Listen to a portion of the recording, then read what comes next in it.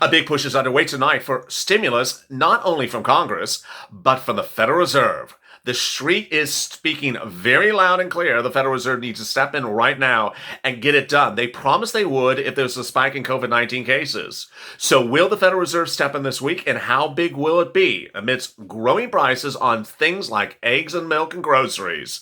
This is incredible, great news, and this is an evening edition of Street and Stimulus.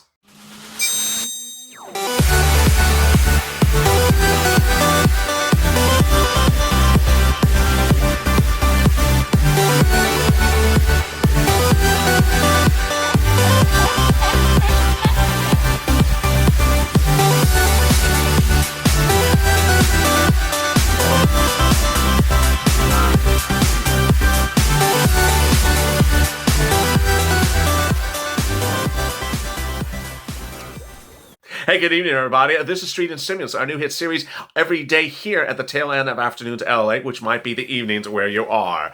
This details why the street is pushing for your stimulus bigger and louder than anyone else, and how they're helping you get your stimulus. Go to the Funnest channel and subscribe if you've not, because we're changing up our programming all week long amidst the elections and a new programming schedule rolling out for the winter here as well. Also, like this video. I don't want you to miss any videos. Hit that alert at the front of this channel as well. In this video, I will be going over what the Federal Reserve is being called upon, why there's a concern about growing prices, inflation, stagflation, and also the concern about run on consumer goods like we saw when the pandemic started. Remember Costco? Yes, that's new today. Additionally, the Dow is focused on tomorrow and believes that stimulus is around the corner. So does the bond market. All incredible, great news. And then there's news about the races across the country. I'll have a little bit of race coverage tonight for you, because I know you want to hear some of that as well.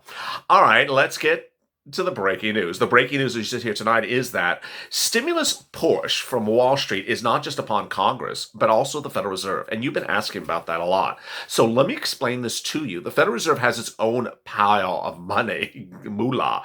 It has its own pile of money and does not need act of Congress for approval of it. And actually earmarked that money when the pandemic rolled out. A lot of money for stimulus. The bad news is that they haven't used it. They said we would use it if the situation turns. Well, Wall Street says the situation has now turned. The benchmarks, or the trigger points that the Federal Reserve said in prior congressional hearings for when they would use the money, is inflation, stagflation, or spike of COVID-19 cases, or drop in earnings. Okay, we've now triggered all those points. Earnings across the board have been dropping all week long, less left and right, unless you're Amazon, Walmart, or Zoom. They've been dropping like flies. And next, COVID-19 cases are spiking. Third, concerns about new lockdowns. Tonight, Chicago is learning that it has new curfews in place for its citizens as well. Deep prayers for that city. So with that also comes the issue of rising prices. All throughout the day, I've been asking you on the video, I'll say it here as well. How much you paying for a gallon of milk? How much you paying for a dozen eggs? Drop in the comments below. I've seen some crazy through the roof prices. I don't mean sirloin milk, and I don't mean, some Fabergé gold eggs. I just mean some basic eggs and basic milk. I've seen some answers of $5, $5.50, $6. I mean, just really? What is going on here? Well, this is why the Federal Reserve needs to step in. It's called inflation. The Federal Reserve several months ago, when the pandemic was improving, cases were down, we were off lockdown, we had second stimulus, we got our second stimulus check. They said, you know what, we had our first stimulus check. He said, the second stimulus check is coming, second stimulus package negotiations underway, we're going to get it done, and we need a little bit of inflation. The economy is going too fast in its growth. Well, that was then. There's concerns now that the economy is not growing, that the economy is back to where it was before. Let me go over that number. The economy shrunk about 33% when we went on lockdown. It shrunk. It contracted 33%. Last week we learned in the month of September, it grew 34%. Okay, so we're back to where we were pre-pandemic. Have we grown overall? No. 1 percentage point is not growth. So with that, there is no growth in the economy. But how about prices? Yes, you have said it, I have said it, my friends, your neighbors, everyone has said it, that you see milk eggs, groceries, basic things that you use to survive on a daily basis or to get through are just going through the roof. That's called inflation, price inflation. Cost of living is going up. And that suggests, wait a second, we don't have our economy growing. It is what's called stagflation.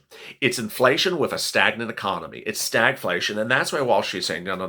Federal Reserve, you need to step in. You need to start sending out stimulus. You need to do stimulus relief.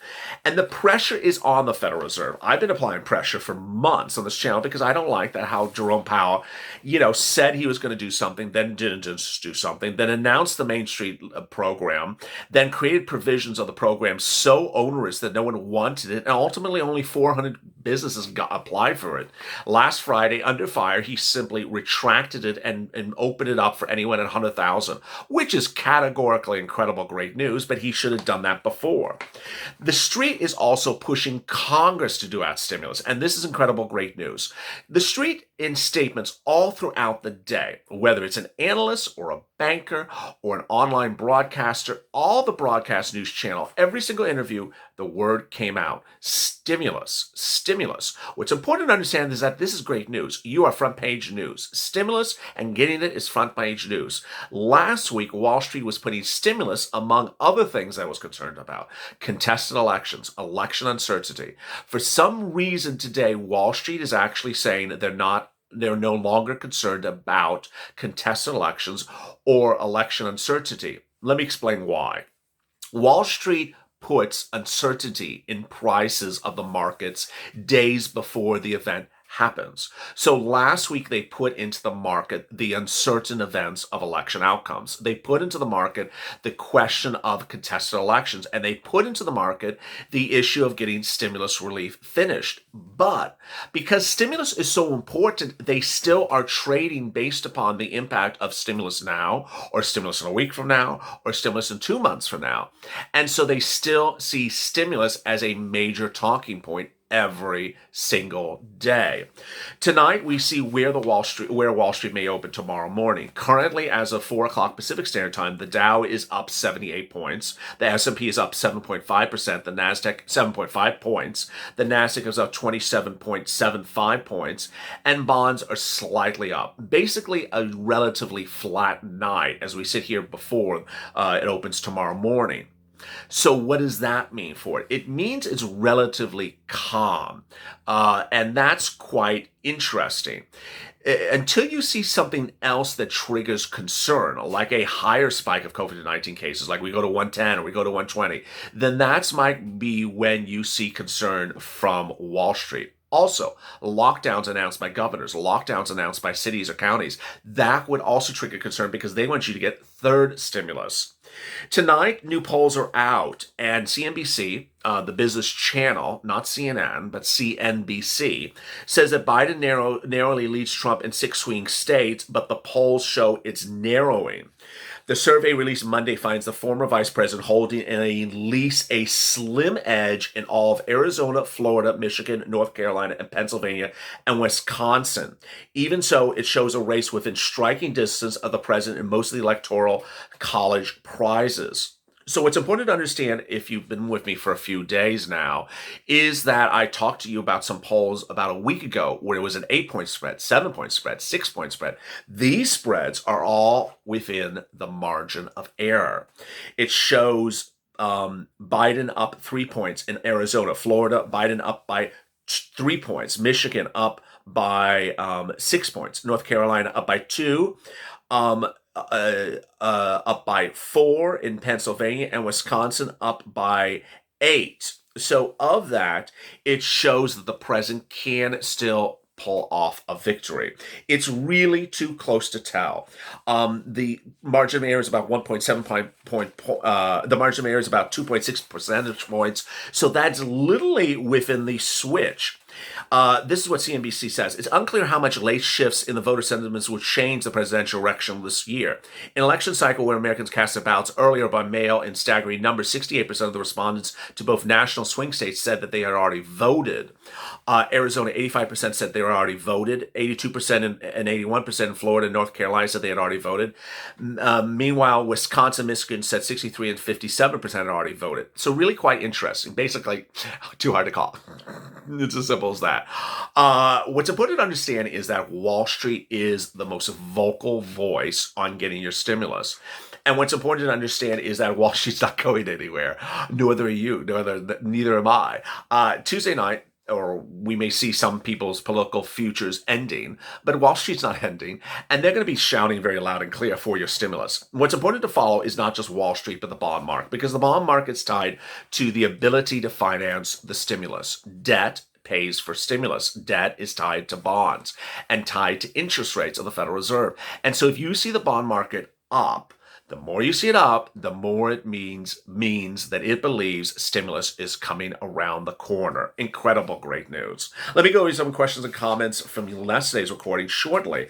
But let me go over where Street analysis focusing on stimulus on a business-by-business analysis. I've never done this before on this channel, and I think this will help you to understand where stimulus is likely to come and how that will impact business. First, this is all Jim Cramer's analysis tonight. Jim Cramer on Amazon. If you go over the latest quarter, Amazon says it's on target to spend its entire fourth quarter earnings on safety, aka hazard pay or frontline workers' safety. They made a huge bet on they're going to have a hard winter. If COVID cases keep spiking, Amazon will be ready. So he's basically saying that they have spent money to prepare for hazard pay at Amazon. Really interesting. Chipotle. Chipotle is the only restaurant chain with a comprehensive plan to deal with this new wave of infections. These guys figured out they can just make only so much money with indoor dining by investing heavily in takeout and delivery. So he's saying that they're redefining the model to make sure that they can pay during the pandemic. Let's turn to Walmart and Target, which a lot of my viewers work at. They've been preparing for Biden or Trump. If we go back to a full lockdown, they'll be able to stay open like they did in the spring because they're considered essential. So he says that Walmart and Target will remain open, and ultimately those are businesses that paid bonus pay or hazard pay to their workers. Abbott Labs and Laboratories. If a Biden administration decides to spend a lot more money on testing, you want to be one of the testing players. And then Clorox bleach. Everyone buys more Clorox when infections spike.